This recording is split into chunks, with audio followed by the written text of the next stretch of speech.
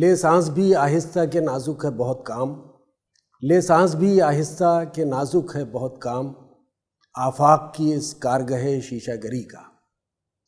سامعین اور ناظرین، آپ انقلاب کی محفل میں ہیں۔ یہ ایک نیا سلسلہ ہے جو ہم نے شروع کیا ہے۔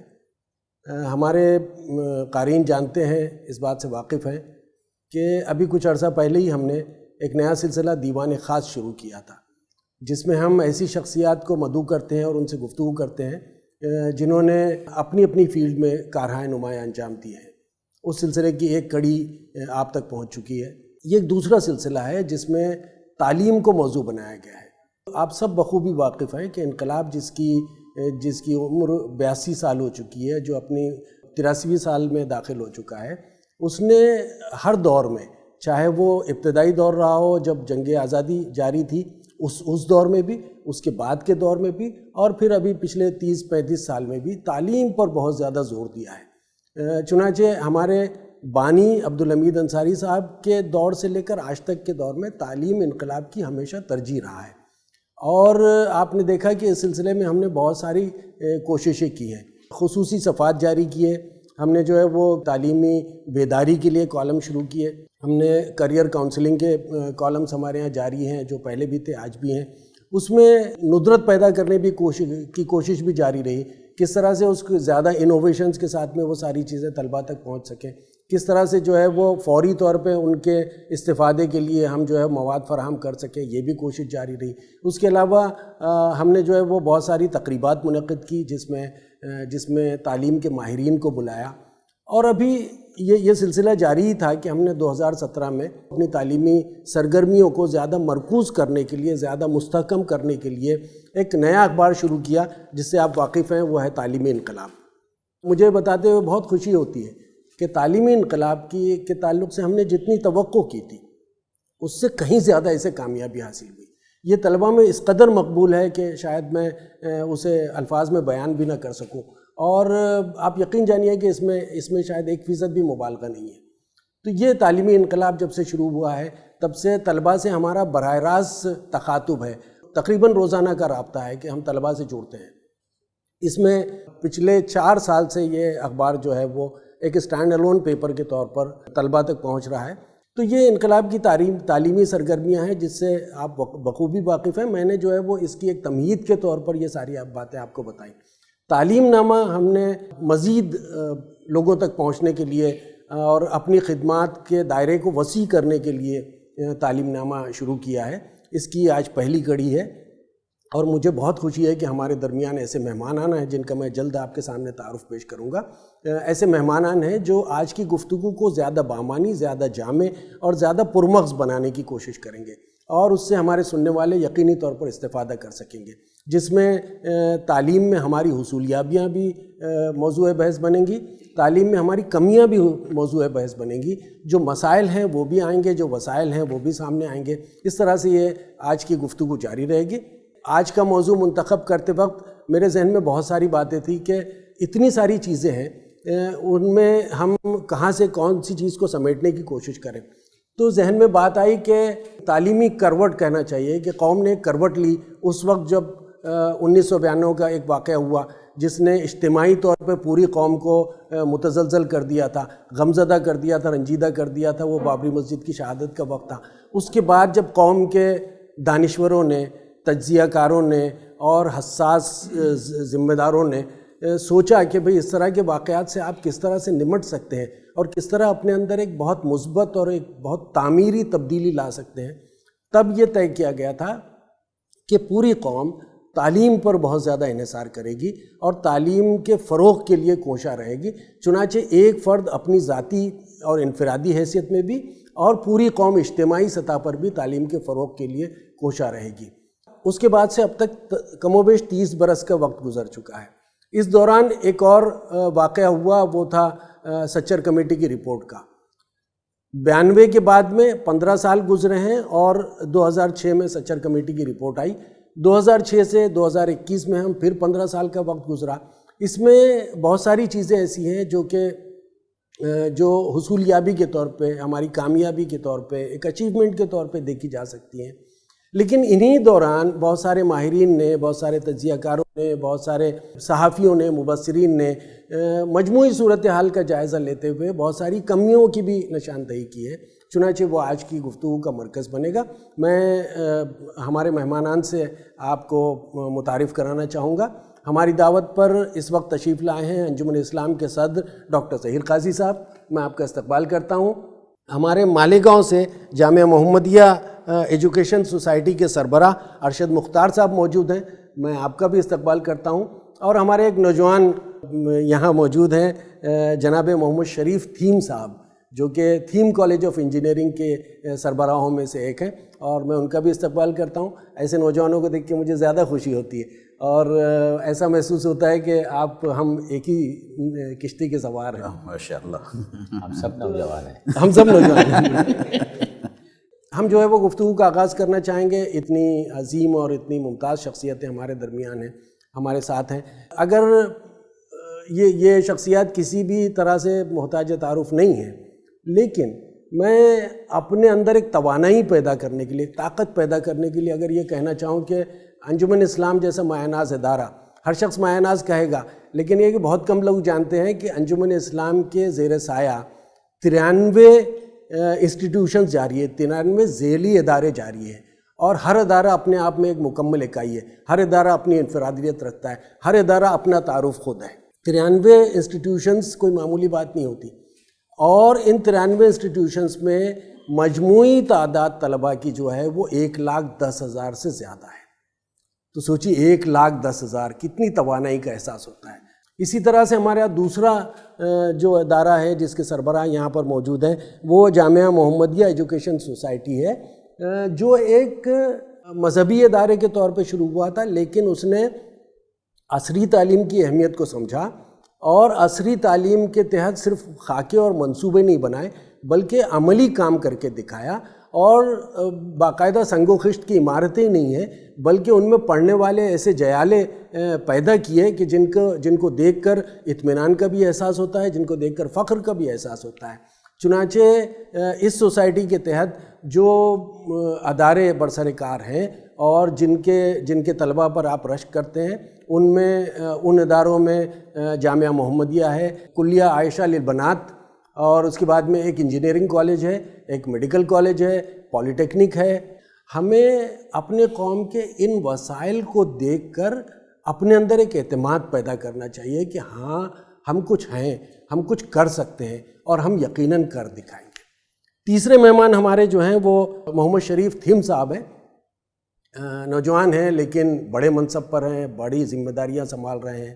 آپ جو ہیں وہ تھیم گروپ آف کمپنیز کے ڈائریکٹر بھی ہیں، آپ حاجی جمال الدین تھیم ٹرسٹ کے وائس پریزیڈنٹ ہیں، اور اس ٹرسٹ کے زیر اہتمام و انصرام جو ادارہ جاری ہے وہ تھیم کالج آف انجینئرنگ ہے، جو بوئیسر تاراپور میں ہے، اور اپنے آپ میں ایک بڑا کیمپس ہے۔ وہاں جا کر یہ احساس ہوتا ہے کہ ہاں ہم کسی جگہ پر آئے ہیں، ایک تعلیمی انسٹیٹیوشن میں آئے ہیں۔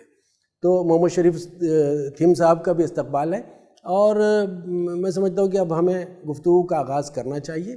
سب سے پہلے میں ڈاکٹر ظہیر قاضی صاحب سے کہوں گا کہ درخواست کروں گا کہ یہ جو میں نے کہا 1992 ایک بینچ مارک تھا، 2006 ایک بینچ مارک تھا، ہے نا، تو 92 سے اگر ہم کہیں تو آج تقریباً 30 سال کا وقت گزر چکا ہے۔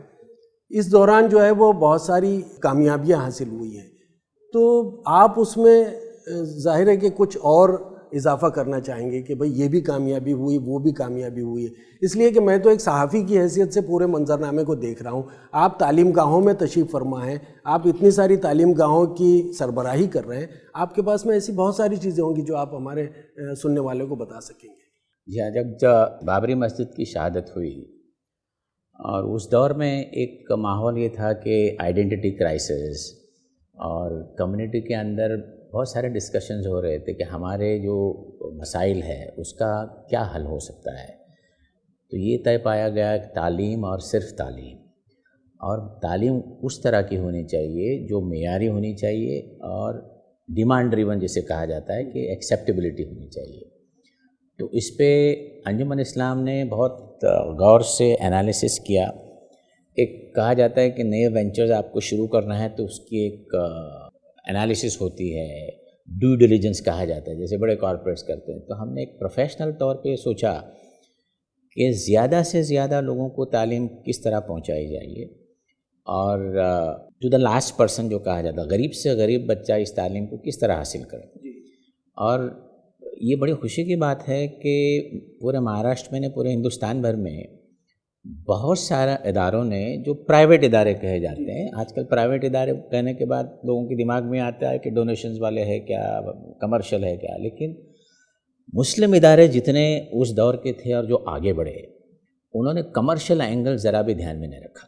انہوں نے یہ سوچا کہ ہم کو اگر تعلیم دینی ہو, مثال کے طور پہ جہاں آپ کی آفس ہے یہاں پہ اس کے اطراف دیکھیے آپ, بھارت نگر ہے, بہرام پاڑا ہے, دھراوی ہے, یہ بچے تعلیم سے بہت دور تھے, اچھی تعلیم سے, اور وہاں کا ڈراپ آؤٹ ریٹس آپ اس دور میں کیا کرتے ہوں گے تو, اور آؤٹ آف اسکول بچے دیکھیں گے اتنی تعداد میں کہ اس کا اندازہ نہیں لگا سکتا تھا. تو یہ طے پایا گیا کہ ہم کو کوالٹی ایجوکیشن دینا ہے تو ہر لیول کے بچوں کو دینا ہے, middle class, upper middle class and the marginalised. ہم نے دیکھا کہ ہمارے جو بچے اس دور میں پڑھ رہے تھے 70% بچے فرسٹ جنریشن لرنرز, ان کے والدین پڑھے لکھے نہیں تھے. 60% بچے جو تھے وہ بلو پاورٹی لائن تھے. وہ تعلیمی اداروں میں اس لیے نہیں جانا چاہتے تھے کہ فیس کہاں سے دیں گے. تو ہم نے ایک ترکیب کی اس وقت جو بہت لوگوں نے کیا بھی شاید, کہ ہمارے جتنے اردو میڈیم سکولز تھے ہم نے طے کیا کہ ان کو ایک دم معیاری بنایا جائے, کیونکہ اردو اسکول میں وہ بچے آتے ہیں جو ایک دم غریب طبقے کے ہوتے ہیں اور ان کا مائنڈ سیٹ بھی ایسا رہتا ہے کہ ہم اردو سے پڑھیں گے تو ہماری تہذیب سے جڑے ہیں, ہمارے بچوں کو وہ جو پڑھائی کا سلسلہ ہے وہ سمجھ میں اچھا آئے گا وغیرہ وغیرہ. اور ایک زیادہ ان کو یہ تھا کہ بچوں کو فیس دینے نہیں پڑتی. تو ہم نے طے کیا اس دور میں 92 کے بعد کہ ہمارے جتنی محنت ہوگی زیادہ سے زیادہ محنت پرائمری سیکنڈری اردو میڈیم میں محنت کرنی چاہیے ہم کو, تاکہ زیادہ سے زیادہ بچے وہاں تعلیم حاصل کریں. اور ہم اس میں کامیاب ہوئے, اللہ کا کرم ہے. ہم نے اس کا سٹینڈرڈ بنایا, ہم نے اسپوکن انگلش کے کلاسز شروع کیے. اور اس کی ایک مثال میں دوں گا کیونکہ ہم کو جو بات کرنی ہوگی جو ایلیمنٹری ایجوکیشن پھر ہائر اینڈ پروفیشنل ایجوکیشن. تو ایلیمنٹری ایجوکیشن کی میں مثال دوں گا آپ کو. جو ہماری ایک اسکول ہے باندرا میں, گرلز اسکول, وہاں پہ ایڈمیشن ملنا بڑا مشکل ہو جاتا ہے بچوں کو, کیونکہ اس علاقے میں اس طرح اور کوئی اردو میڈیم گرلز اسکول نہیں ہے. اور وہ اتنا معیاری اسکول ہے کہ آپ کو خوشی ہوگی جان کے کہ امریکن کونسلیٹ کی جو لائبریری ہے 24 آورز ان کے لیے اوپن ہے. وہاں کے بچیاں جب ریزلٹس آتا ہے تو 90+ کی تعداد اتنی رہتی ہے کہ آپ کو اندازہ نہیں ہے. تو اور یہ بچیاں کس کی ہیں؟ ان کے مائیں, یہ جو صاحب مال ہے باندرا میں, ان کے ہاں گھر میں کام کرتی ہیں, ان کا کوئی رکشہ ڈرائیور ہے, کوئی کارپینٹر ہے. اور ہم نے یہ پایا ہماری جو ریسرچ میں, جو اس طبقے سے بچے آتے ہیں سب سے زیادہ ذہنی بچے ہوتے ہیں. ان میں ایک وہ ہنگر کہتے ہیں نا انگریزی میں, ٹو لرن, وہ چیز رہتی ہے اس میں. اور انگریزی آپ ان کی سنیے, آپ تعجب رہیں گے کہ کانوینٹ کے بچیاں ان کے سامنے نہیں ٹھہر سکتی. یہ 8-9 کے بعد. اس طرح سے ایک مثال یہ ہماری انسٹیٹیوشن بلاشیس روڈ پہ ہے. وہاں پہ تو امریکن گورنمنٹ نے اس کو اڈاپٹ کر لیا. مہاراشٹر کے اندر 6 اسکولوں کو کمپیوٹر ملے اس زمانے میں, 1980 کی بات کر رہا ہوں. کمپیوٹر کا ڈبہ پہلے آیا تھا تو سب سے پہلے وہاں آیا تھا. اور وہاں سے ٹرین ہو کے کمپیوٹر ٹرین ہو کے بچوں نے اتنی اعلیٰ تعلیم حاصل کی آگے جا کے. یہ ہم انجمن کی سطح پہ اور تھوڑا سا مائکرو لیول پہ بات کر رہے ہیں. میں تھوڑا سا بڑے ایک منظر نامے میں کہ قوم کی کیا حصولیابیاں, یعنی ہم ایک ملک کی حیثیت سے ایک 18 سے 20 کروڑ کی آبادی کا جو ایک مطمع نظر تھا. ظاہر سی بات ہے کہ 92 اگر ہم بینچ مارک لے رہے ہیں تو 92 کا واقعہ جو ہے وہ اپنے اندر بہت کچھ لیے ہوئے تھا, بڑی ہولناکیاں لیے ہوئے تھا. اس کے بعد میں اجتماعی طور پر جو ہے وہ ایک یعنی غمزدگی کی صورتحال تھی. اس کے بعد جو ہوا, تو جیسے مثال کے طور پر میں کہوں کہ مہاراشٹر کی سطح پر جب ہم نے تعلیم کی طرف رخ کیا تو ہمارے پاس میں ایک پروڈکٹ ہے بلال مستری, ہے نا, دوسرا پروڈکٹ ہے تنویر منیار, پھر اور آگے جائیے تو ایک بچی جو ہے وہ ہماری روشن آرا, آپ جانتے ہیں. تو یہ اس طرح کے. اس کے بعد میں جو ہے وہ انسٹیٹیوشنز کی سطح پر بہت سارے انسٹیٹیوشن جو پرانے تھے انہوں نے اپنے ہاں نئے کورسز شروع کیے, ہے نا, وقت کی ضرورت کے تحت. اور اس کے ساتھ ہی جو ہے وہ نئی فیکلٹیز قائم کی انہوں نے, نئی عمارتیں آئیں. تو یہ 29 برس میں 30 برس میں یہ منظرنامہ اس طرح سے بدلا. جی ہاں. تو آپ کیا دیکھ رہے ہیں؟ جیسے انجمن اسلام نے بھی کچھ چیزوں کا اضافہ کیا, مثال کے طور پہ ہوٹل مینجمنٹ آپ کے یہاں بعد میں ہی آیا, انہی 25 برسوں میں آیا. جی, ہوٹل مینجمنٹ آیا, بزنس مینجمنٹ آیا, آرکیٹیکچر کالج آئے, فارمیسی آئی, 2 انجینئرنگ کالجز آئے, ہوم سائنس آیا, لا کالج آیا, اور بہت سارے جونیئر کالجز آئے. انٹرنیشنل ایک اسکول اسٹیبلش ہوا اور پبلک اسکول کو الگ طرح سے پیش کیا گیا. تو یہ 2 چیزیں ہوئی اس دور میں. ایک تو ایکسپینشن جو آپ بات کر رہے ہیں, اور دوسرا کنسالیڈیشن. جو ایگزسٹنگ انسٹیٹیوشن تھے ان کو بڑھایا گیا, یعنی ان کا انٹیک بڑھایا گیا. جیسے ہمارے صابر صدیق انجینئرنگ کالج ہے جس میں 200 بچوں کا ایڈمیشن ہوتے تھے, آج 3 گنا بڑھ گئے. تو یہ دونوں چیزیں سائملٹینیسلی چلی.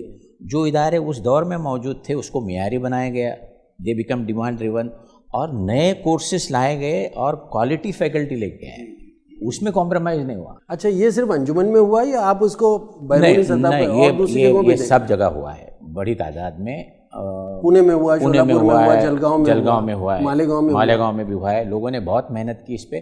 ہم نے شاید بڑا ادارہ تھا تو بہت بڑے پیمانے پہ کیا, لیکن سب لوگوں نے وقت کا تقاضا دیکھ کے اس میں بہت محنت ہوئی ہے. اجتماعی طور پہ تعلیم کس طرح اس کا فائدہ قوم کو ملے, یہ لوگوں نے بہت محنت کی, اور صاحب مال بھی کھل کے آیا ہے. میں ایک بات بتانا, یہ سرکاری فنڈنگ سے نہیں ہوا. اب بات سنیے اس کو.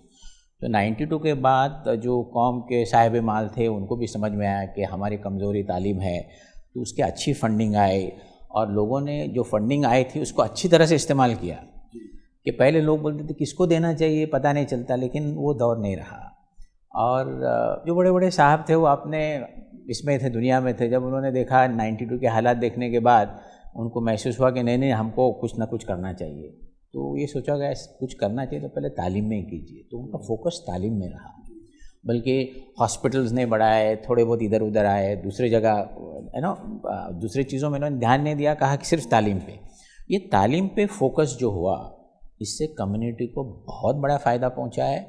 اگر آپ ابھی انالیسس لوگے گزشتہ 10 سال کے پورے انڈیا, پین انڈیا میں, اسپیشلی ساؤتھ انڈیا میں اگر آپ جاؤ گے تو جو اینڈ پروڈکٹس جو ہے دے ہیو اچیوڈ مینی مائل اسٹونس. جی جی جی, ان کے ادارے میں جائیے, ان کے ادارے میں جائیے, یہاں کے بچے پاس ہونے کے بعد اچھے مقام پہ پہنچے ہیں.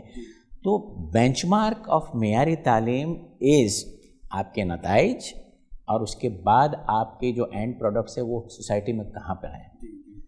بڑی تعداد میں ہمارے بچے آج کارپوریٹس میں ہیں, گورنمنٹس میں ہیں, انٹرپرینرز ہیں, یہ تھا نہیں. اور ایک بڑی اچھی بات اس میں یہ ہوئی کہ انٹرپرینرشپ کا جو جذبہ ہے وہ بڑی زور سے آ گیا اس میں, کیونکہ ہمارے قوم میں ہنر جو چیز ہے, اسکل ڈیولپمنٹ جو کہا جاتا ہے, اس کی پالشنگ وہ پہلے سے موجود ہے, لیکن اس کو ڈائریکشن نہیں ملا تھا, اس کو تراشنے کی ضرورت تھی, اور سپورٹ سسٹم بھی ملا. Shaheen Group of Institutions, a leading educational institution for NEET, is coming up with a new branch in Mumbai at Cherny Road, with excellent results in cities like Pune, Bidar, Hyderabad and several other cities. We are now at Mumbai.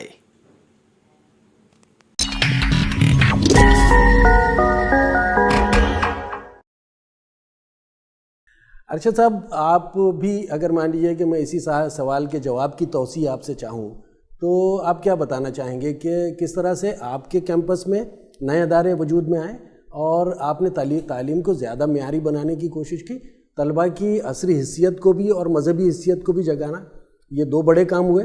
اور اس کے علاوہ مطلب پہلا تو آپ اپنے campus کے تعلق سے بتائیے, اور کیمپس کے علاوہ پورے مہاراشٹر میں آپ جس طرح کی سرگرمیوں کو دیکھ رہے ہیں اور اس سے کیا نتیجہ اخذ کرتے ہیں, وہ ذرا سا اس پہ روشنی ڈالیے. میں چاہوں گا کہ اپنے کیمپس سے پہلے میں عمومی ایک بات کروں. 92 کے بعد یقیناً منظرنامہ بدلا ہے, اس کا انکار نہیں کر سکتے ہیں, اور ہم دیکھیں گے کہ جگہ جگہ دانشکدے دانشگاہیں کھلی ہیں, اسکولس اور کالجز آئے ہیں نئے. لیکن افسوس یہ ہوتا ہے کہ آپ نے بھی 20 کروڑ کی بات کی. 20 کروڑ کے مقابلے میں اگر ہم اپنے اسکولوں کو انگلیوں پہ گنیں تو بہت کم. ہم نے بلال مستری کی بات کی, 20 کروڑ اور ایک بلال مستری ہم پیش کر سکے. تو اس کا مطلب کہ قوم کے اندر جو تعلیمی بیداری آنی چاہیے تھی وہ ابھی اس انداز سے آئی نہیں ہے جیسی ہونی چاہیے تھی۔ میں سمجھتا ہوں کہ انجمن اسلام نے ماشاءاللہ بہت کام کیا، تھیم نے کام کیا، جامعہ محمدیہ کو بھی اللہ نے توفیق دی، اس نے بھی کچھ کیا، لیکن من حیث القوم ہمیں جس تعلیم میں جہاں پہنچنا چاہیے تھا ہم بوجوہ نہیں پہنچ سکے۔ میں سمجھتا ہوں کہ وجوہات میں سے سب سے بڑی وجہ یہ ہے کہ تعلیم کی جو اہمیت قوم کو سمجھنی چاہیے تھی، شاید وہ اہمیت اس کو ملی نہیں ہے، وہ پرائرٹی اس کو نہیں ملی ہے۔ ہم نے مسجدوں کو تو ایئر کنڈیشن کیا، ہم نے مسجدوں میں ماربل لگائے، لیکن ہم اسکولوں کی تعمیر کی طرف توجہ نہیں کر سکے جیسا ہونا چاہیے تھا۔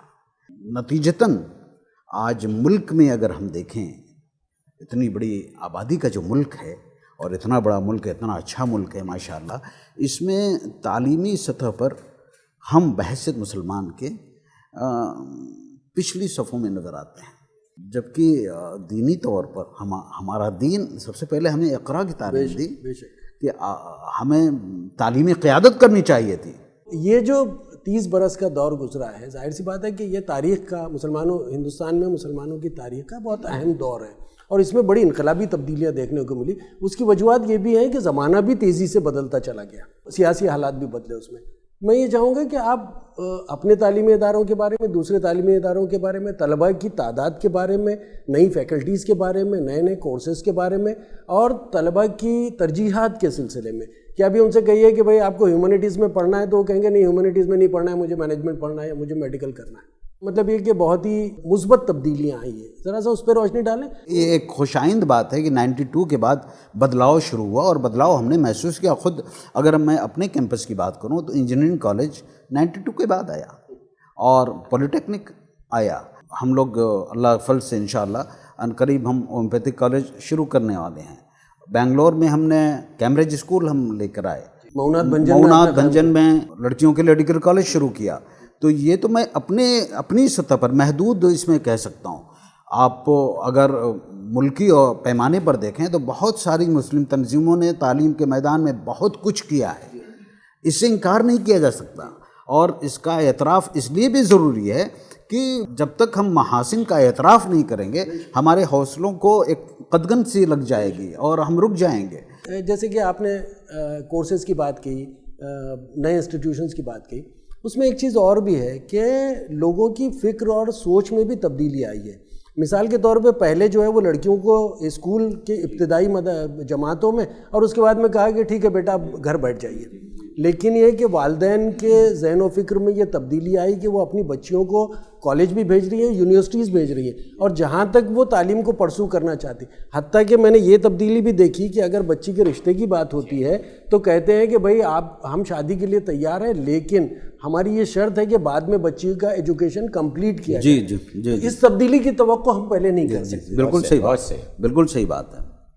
یہ نہیں یہ ایک مثبت تبدیلی ہے، اور میں سمجھتا ہوں کہ بڑی تبدیلی ہے، لیکن میں جوڑوں گا جو ہونا چاہیے تھا یا جس رفتار سے ہونا چاہیے تھا، رفتار شاید ہماری مدھم ہے، اس پر ہم کھل کر گفتگو کریں گے انشاءاللہ۔ تھیم صاحب آپ یہ بتائیے، آپ کا جو ادارہ ہے وہ مطلب یہ کہ عام طور پہ اردو اداروں کی طرح یا مائنورٹی جو انسٹیٹیوشن سے اقلیتی ادارے ہیں ان کی طرح سے کسی مسلم اکثریتی علاقے میں نہیں ہے، آپ کا ادارہ جو ہے وہ قطعی غیر مسلم اکثریتی علاقے میں ہے۔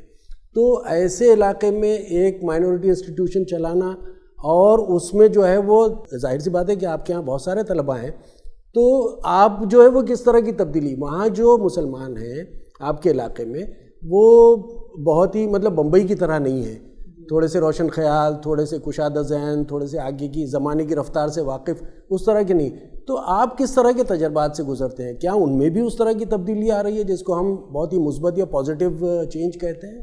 سب سے پہلے تو میں یہاں سے شروع کروں گا کہ ہم نے کیوں ایسا علاقہ چنا۔ جیسے انجمن اسلام کا ادارہ ہمارا صابو صدیق ہے، وہ تو ایک نام ہی کافی ہے اصل میں، اور بینڈرا سے دہنو کے درمیان ایک علاقہ ہم ایسا ڈھونڈ رہے تھے جہاں مائنورٹی پاکٹ بھی ہو، جہاں ضرورت بھی ہو۔ تو ہمیں محسوس ہوا کہ پالگڑھ ڈسٹرکٹ میں بوئیسر ایک جگہ ہے، وہاں پر اس کی ضرورت ہے، کیونکہ وہاں اگر آپ دیکھیں گے تو ممبئی سٹی سے 130 کلومیٹر کا فاصلہ ہو جاتا ہے یہ، اور بچے اگر اتنی دور پال گڑھ ڈسٹرکٹ میں رہتے ہیں، ظاہر سی بات ہے کہ وہ بھی چاہیں گے کہ ہم اچھی ایجوکیشن حاصل کریں. تو اچھی ایجوکیشن حاصل کریں یعنی کہ وہ خواہش مند ہوں گے کہ بھائی انجمن میں ہی ہم کو ایڈمیشن ملے، لیکن وہ ساری فیسلٹیز، وہ ساری لیول آف ایجوکیشن اگر انہیں وہیں مل جائے تو کیا بات ہے. تو اس خیال سے ہمارے چیئرمین صاحب حاجی انور حسین تھیم صاحب نے یہ فیصلہ لیا کہ ہم بوئیسر کو ہی ہماری جگہ بنائیں گے جہاں ہم ایجوکیشن میں کام کریں گے. اس طرح وہ ڈیسائیڈ ہوا، اور ڈیسائیڈ ہونے کے بعد ہم نے یہ معلوم ہوا کہ مسلم پاپولیشن کتنی ہے. تو مسلم پاپولیشن کافی کم ہے ان رسپیکٹ آف ادر کمیونٹیز. جب ان سے ہماری ملاقات ہوئی، ہمارا سروے ہوا، سروے میں یہ بات آئی سامنے کہ بھئی اس سے اچھی بات نہیں ہو سکتی تھی. مائنورٹی انسٹیٹیوشن یہاں پر آیا with all top facilities, top faculties and good infrastructure. تو بے شک لوگوں نے بہت سراہایا اسے، اور اس کا نتائج یہ ہیں کہ بھئی یونیورسٹی رینکس حاصل ہم کر رہے ہیں. اس سال ایک بچہ ہمارا نوشاد منصوری کے نام ہے، اس کا آٹو موبائل انجینئرنگ ڈپارٹمنٹ میں پڑھتا ہے. ممبئی یونیورسٹی میں اس نے ٹاپ کیا ہے، فرسٹ رینک حاصل کیا ہے. اور ایک حسین سنگاپور والا یہ ایک بچے کا نام ہے جس نے 18th پوزیشن حاصل کی ہے. اور ایک اور بچہ ہے میکینیکل ڈپارٹمنٹ کا جس نے 45th پوزیشن حاصل کی، اور تینوں مسلم بچے ہیں ماشاءاللہ. اس رورل ایریا سے وہ بلانگ کرتے ہیں، اور ہمیں بڑی خوشی ہے کہ بھئی کوالٹی ایجوکیشن ہمارا ایک موٹو ہے کہ سکسیس تھرو کوالٹی ایجوکیشن. تو ہمیں لگتا ہے کہ کہیں نہ کہیں ہم اسے اچیو کر پا رہے ہیں. Quality of education as well as quality of environment. وہ آپ کے کالج میں بڑا خوبصورت انوائرمنٹ ہے. جی جی. میرے خیال میں 10,000 طلبہ آپ کے یہاں سے گریجویٹ ہو کر نکل چکے ہیں. جی ہے نا. ان طلبہ کو آپ کہاں کہاں دیکھتے ہیں؟ الحمدللہ ہمارے بچے جو ہیں 50% بچے تو ہمارے MS کرنے کے لیے باہر چلے گئے ودیش، اور الحمدللہ وہیں سیٹلڈ ہو گئے ہیں. So we are very happy for them. They are doing really very good and they all are in touch with the institution. ہاں، یہ ایک بہت اچھی بات ہے. اپنے ملک میں رہنا چاہیے نا، اپنی سرزمین پہ رہنا چاہیے. جی جی. جو 50% بچے رہ گئے ہیں وہ سارے ہندوستان میں ہیں اور بہت اچھی جگہوں پر کام کر رہے ہیں. They are having very good packages. اچھا، یہ جو آپ کے کیمپس یا آپ کی جو درسگاہ ہے اس کی بات ہوئی، ویسے آپ ایک یعنی نوجوان کی حیثیت سے جب آپ یہ دیکھتے ہیں 92 آپ کے بہت ہی آپ کم عمر رہے ہوں گے. جی میں اس وقت I was in 7th or 8th میں بھی. ایسا نہیں بتانا چاہیے، اس سے لوگ جو ہے عمر کا اندازہ کر لیتے ہیں. لیکن یہ کہ اس کے علاوہ بھی آپ نے جو ہے وہ پورے مہاراشٹر کی سرگرمیوں کو دیکھا ہوگا. جی. کیا محسوس ہوتا ہے؟ پازیٹیو چینج نظر آتا ہے آپ کو؟ جی جی جی بالکل بالکل. یعنی کمیونٹی کا اپروچ بدلا ہے، کمیونٹی کا ذہن بدلا ہے، کمیونٹی کی سوچ بدلی ہے، اس کی ترجیحات یعنی پرائرٹیز بدلی ہیں. 100% پرائرٹیز بدلی ہے. ایجوکیشن کو لوگوں نے اپنی فرسٹ پرائرٹی بنایا ہے. میں ایک ایگزامپل دینا چاہوں گا یہاں پر، کیونکہ ہم پال گڑھ ضلع میں ہیں اور وہاں پر مہاراشٹرن بچے زیادہ ہیں. بہت لو انکم فیملی سے بچے بلانگ کرتے ہیں. ان کے پیرنٹس جو ہے ان کو فیڈ کرنے میں بھی ان کو بڑی دشواری رہتی ہے، لیکن وہ اس بات کو پہلا ترجیح دیتے ہیں کہ اس کے ایجوکیشن کی فیس کا پیسہ الگ کریں. واہ، بہت بڑی بات. یہ ان کی سوچ ہے.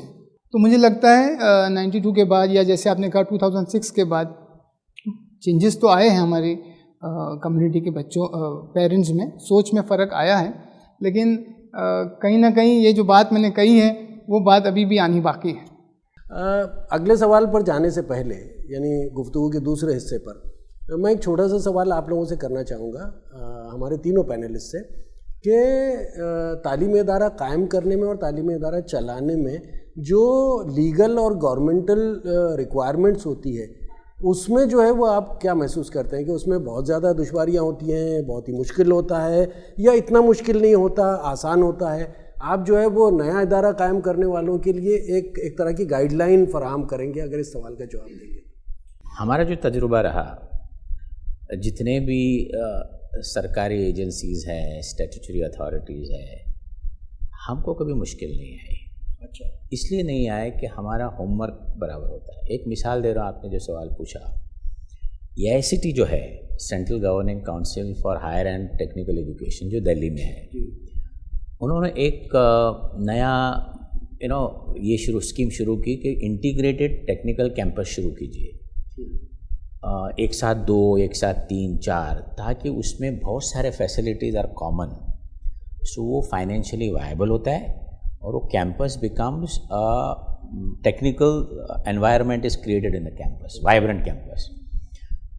तो आप यकीन मानिए पूरे हिंदुस्तान में हम वाहिद अंजुमन एक इदारा था जिसने 3 कॉलेजेस एक साथ में शुरू की. लोगों ने A1+2 किए थे. हमने वो चैलेंज लिया, एक नया कैंपस बनाया जिसमें इंजीनियरिंग, आर्किटेक्चर, फार्मेसी और second largest polytechnic of Maharashtra, ये जो कालसेकर पनवेल में. हाँ, तो उसकी जो परमिशन हमने लेने की कोशिश की, तो हमने पूरी स्टडी करने के बाद ये तय किया कि जो रिक्वायरमेंट्स है उससे 110% रिक्वायरमेंट्स फुलफ़िल करके बैठो, ताकि आपके साथ कोई तासुब ना हो, ना आपके साथ डिस्क्रिमिनेशन हो. You should be confident what you are doing. ये फार्मूला हमने अडॉप्ट करना चाहिए. भले हम एक इंस्टीट्यूशन शुरू करें, लेकिन उसके पूरे टेक्निकल फॉर्मेलिटीज़ जितने एलिजिबिलिटी क्राइटेरिया है वो पूरा फुलफ़िल करना चाहिए. फिर आप आगे बढ़िए. मैं वो आपको किस्सा इसलिए सुनाऊंगा कि आपको भी पता चले कि किस तरह होता है. हमने वो बना के रखा. तो उस दौर ऐसा था कि CBI की कुछ इंक्वायरी चली थी ICT में, तो किसी को पता ही नहीं चल रहा था कौन आ रहा है, कब आ रहा है, कैसे आ रहा है. 24 घंटे पहले हमारे मेल पे आ रहा है कि आपका कल इंस्पेक्शन है, 9 बजे आ रहा है. कौन आ रहा है, किधर आ रहा है, पता नहीं. तो हम जाके बैठ गए 9 बजे. 8 बजे उनका फ़ोन आता है कि हम आ रहे हैं अभी. तब हमको नाम पता चला है, कोई उड़ीसा से आ रहा है, कोई दिल्ली से आ रहा है, कोई नागपुर से आ रहा है. आके बैठ गए तो एक से एक पढ़े लिखे और तजुर्बेकार लोग थे. तो हमने उनको सोचा कि हम थोड़ी अपनी गुफ्तगू करें उनके साथ. उनसे कहा कि हम मैनेजमेंट से इंटरफियर तो नहीं हो रहे, लेकिन हम चाहते हैं कि हम ये शुरू क्यों कर रहे हैं वो सारा बताना चाहते हैं कि हाउ इट विल वर्क. तो पहले तो आगे पीछे हो रहे थे. तो हमने कहा देखिए, जलपान करना ये भारतीय संस्कृति सभ्यता है, इसमें कुछ लेना देना नहीं है. आप अगर पानी भी पिए तो हम खुश हो जाएंगे, 5 मिनट दीजिए हमको. वो 5 मिनट में हमने उनको समझाया हम क्या है और ये वायबल क्यों होगा. हमारे पास ऑलरेडी एक इंजीनियरिंग कॉलेज है, एक पॉलिटेक्निक है, वो ओवरफ्लो होता है. तो हमारे पास रेडीमेड क्लाइंटल है और this is the institution, background ये है, इसका इतना बड़ा इतिहास है इतने साल का. तो उनके थोड़ी बात समझ में आई और हम खामोश बैठे रहे. वो जो पेपर मांग रहे थे ना, उसका अगला पेपर हमारे लोग उनको दे रहे थे, आप ये लीजिए, आप ये लीजिए. वो राउंड पे चले गए. एक साहब बड़े कड़क थे उसमें, he was IIM and PhD from IIT वगैरह. वो लाइब्रेरी में चले गए. लाइब्रेरी में बोला एक किताब मेरे को चाहिए 30 सेकंड्स में. वो 15 सेकंड में उसको किताब मिल गई. उसने बोला अभी कुछ पूछना नहीं है. आ गए, बैठ गए. तो जब वो रिपोर्ट लिखने लगे तो उन्होंने 2 खामियां निकाली. एक बोला आपके पास लाइट अगर गई तो जनरेटर है क्या. बोला हमने जनरेटर बुक किया है, यहाँ लाइट का कभी शेडिंग होता ही नहीं. बोला आपके पास तो 3G 4G वाला है क्या. बोला अभी तो वो आया नहीं, हमने सब बुकिंग किया, पैसा भर के रखा है. तो उन्होंने बोला हमको कुछ तो लिखना पड़ेगा. नहीं तो बोला कुछ लेन देन हो गए. इसका कहने का मतलब ये है कि आपको अगर सिस्टम में जाओगे तो आपको कोई ना रोकता. अभी एक सवाल मैं आपको और एक बताता हूँ कि ये सवाल पूछा इसलिए. लॉ कॉलेज के पूरे बम्बई में 65 एप्लीकेशंस थे, 3 को परमिशन दी. हम ना मिनिस्टर से मिले ना कुछ. हमारा PRO जाके एक बार मिल के आया, उन्होंने बोला अंजुमन आने की ज़रूरत नहीं. 3 इदारों को दिया उन्होंने. क्या डिस्क्रिमिनेशन, कहीं नहीं है, क्योंकि तुमने तुम्हारा paper work everything was done very well. तो जहाँ तक मेरा एक्सपीरियंस है, पता नहीं दूसरों का क्या है, लेकिन मैं ये बात नहीं कह सकता कि दुश्वारियाँ आती है. साहब नहीं आती. जो आती है ब्यूरोक्रेसी की, रेड टेपिज्म, वो सबके लिए है. मैं समझता हूँ आपने 2 बातें बहुत इंपॉर्टेंट बताई. एक तो ये कि जो टेक्निकल डिटेल्स या टेक्निकल रिक्वायरमेंट्स होती हैं उनको आप जितने बेहतर तरीके से पूरा कर सकते हो वो कर दीजिए. अगर 100% डिटेल्स दरकार हैं तो आप 105-110 की तैयारी रखिए, ताकि मतलब कहीं पर भी आपको दुश्वारी. दूसरे ये कि कन्विंसिंग पावर भी होना चाहिए. आपके पास में डिटेल्स हैं लेकिन आप सामने वाले को कन्विंस नहीं करना. सो मैं समझता हूँ कि ये 2 कलीदी नुकात हैं आपकी गुफ्तगू के. अरशद साहब, आपका क्या तजर्बा है? मैं 100% तायद करूँगा. और हमने जब इंजीनियरिंग कॉलेज की मंजूरी की बात आई तो बिल्कुल उसी फार्मूले पे हमने काम किया. 110% की हमारी तैयारी थी. अचानक लोग आए और हमारी खुशकिस्मती थी, अच्छे शरीफ लोग थे, बैठे, उन्होंने बहुत अच्छे से गुफ्तगू की, हमारे यहाँ उन्होंने चाय पिया था तो लेकिन बहुत ही ट्रांसपेरेंट उनकी विज़िट रही, और जो आपसी हमारी गुफ्तगू हुई और जामिया महमूदिया का जो मिजाज उनके सामने आया और जो कुछ हमने तैयारी कर रखी थी उसको सामने रखते हुए उन्होंने पहले इसमें अल्हम्दुलिल्लाह। और देखिए, मैं समझता हूँ कि अगर ज़ाब्ते मुकम्मल हैं तो फिर कहीं आपको रुकावट नहीं आएगी। जहाँ रास्ते तलाश किए जाते हैं ना, परेशानियाँ वहाँ आती हैं। और मैं समझता हूँ कि ये जो है वो सिर्फ तालीम के लिए या नया तालीमी इदारा कायम करने के लिए नहीं, बल्कि ज़िंदगी के हर महाज पर अगर मान लीजिए कि आप जो ज़रूरतें हैं, जो तकाज़े हैं, अगर आप उनको पूरा करते हैं तो फिर कोई चीज़ आपका रास्ता रोक नहीं पाती। तो ये मैं समझता हूँ कि हमारी नई नस्ल को भी ये समझने की ज़रूरत है कि हमारे पास अगर मान लीजिए हम उतनी काबिलियत और सलाहियत रखते हैं और अपने आप को अगर हम तैयार कर लेते हैं तो फिर कोई चीज़ नहीं है जो हमारा रास्ता। देखिए, बेंगलोर में हमने कैमरेज शुरू किया और कैमरेज लाना आसान नहीं था। उसका आसान सा हल हमको ये समझ में आया कि एक ऐसे शख्स की तकर्री की जाए जो ये सारे ज़ाब्ते जानता हो। हमने एक हिंदू लेडी को एज अ प्रिंसिपल अपॉइंट किया और 3 महीने के अंदर फर्स्ट विज़िट हुई। फर्स्ट विज़िट में उन्होंने कुछ 1-2 चीज़ें मार्क की, 2 महीने बाद दोबारा आकर क्लियर अल्हम्दुलिल्लाह। जो ज़ाब्ते अगर आप पूरे कर रहे हैं तो कहीं दुश्वारी नहीं आती है। शरीफ साहब, आपका तजर्बा? एक तो इतने रिमोट इलाके में इंस्टीट्यूशन कायम करना और उसके लिए अफसरान को कन्विंस करना, इतनी दूर बुलाना, यानी वहाँ जाते जाते आदमी परेशान हो जाएगा। मुझे इस पर से एक बिल्कुल इसी बात पर एक वाक़या याद आया। जो AICTE की इंस्पेक्शन कमेटी आती है, जब कमेटी आती है सर, तो वो 3 दिन 2 से 3 दिन वो हमारे यहाँ क़याम करती है। उनके सारे अरेंजमेंट्स हमको करने होते हैं। तो हमारे लिए सवाल ये था कि भाई उन्हें ठहराया कहाँ जाए, क्योंकि इतने रिमोट एरिया में कॉलेज हम कायम कर रहे हैं और वहाँ कोई ऐसा उनको ठहराने के लिए इंतज़ाम भी नहीं था। 5 स्टार होटल तो नहीं था। तो अब मुंबई अगर हम कायम करते हैं तो यहाँ से वहाँ लेकर जाना 2, 2.5, 3 घंटे का सफ़र, लेकिन हमारी मजबूरी थी, हमें कहीं सेंट्रल प्लेस पर वो करना पड़ा और फिर उनको लेकर गए। अब जब सफ़र शुरू हुआ, गाड़ी चलती जा रही है, वो बार बार ये तकाजा रख रहे कि अब और कितना दूर है, अब और कितना दूर। हम कहते बस सर कुछ देर में विल रीच। इसे करते करते यकीन जानिए 2 घंटे लगे हमें दहीसर से पहुंचने के लिए। तो वो भी काफ़ी परेशान हो गए। लेकिन जब वहाँ हम पहुँचे और उन्होंने देखा कि भाई सारी चीज़ें कंस्ट्रक्शन पॉइंट, असल वो कंस्ट्रक्शन देखते हैं कि भाई इंफ्रास्ट्रक्चर पूरा तैयार है कि नहीं, वो सारी चीज़ें देखकर काफ़ी खुश हुए वो। जैसे सर ने कहा कि भाई सारी फैकल्टीज़ भी अपॉइंट की, तो वो एक रिक्वायरमेंट है, हमें करना पड़ता है, तो वो भी सारी चीज़ें हमने कायम की अल्हम्दुलिल्लाह। और गोया आप इस बात की तायद कर रहे हैं कि जो डॉक्टर ज़हीर काजी साहब ने कहा, जो अरशद साहब ने कहा है ना, कि अगर आप सारी रिक्वायरमेंट को बहुस्न खूबी पूरा करते हैं तो फिर कोई दिक्कत नहीं है। कोई दिक्कत नहीं। लेकिन इसमें एक बात कहना चाहूँगा, जो आपने ज़हीर सर से सवाल किया काजी साहब से, कि 2 सवाल थे आपके, अगर मैं सही कह रहा हूँ तो। पहला ये कि भाई कोई दुश्वारी आती है कि नहीं आती। सर ने बहुत अच्छा जवाब दिया कि तैयारी रही तो दुश्वारी इंशाल्लाह नहीं आएगी। दूसरा सवाल ये था कि गाइडेंस पॉइंट ऑफ व्यू से भी आपने सवाल किया था। मैं समझता हूँ as a young institute, senior institutions जो है हमारे, उनको नए लोग जो आना चाहते हैं एजुकेशन सेक्टर में, उनको गाइड करना चाहिए और उनका हाथ थामना चाहिए। बहुत अच्छा। और आगे तक उनको सही क्या कहें, रास्ते पर लाकर फिर छोड़ना चाहिए। छोड़ना भी नहीं चाहिए। छोड़ना भी नहीं चाहिए, ये बहुत सही कहा सर ने कि हाथ थामे रखना चाहिए।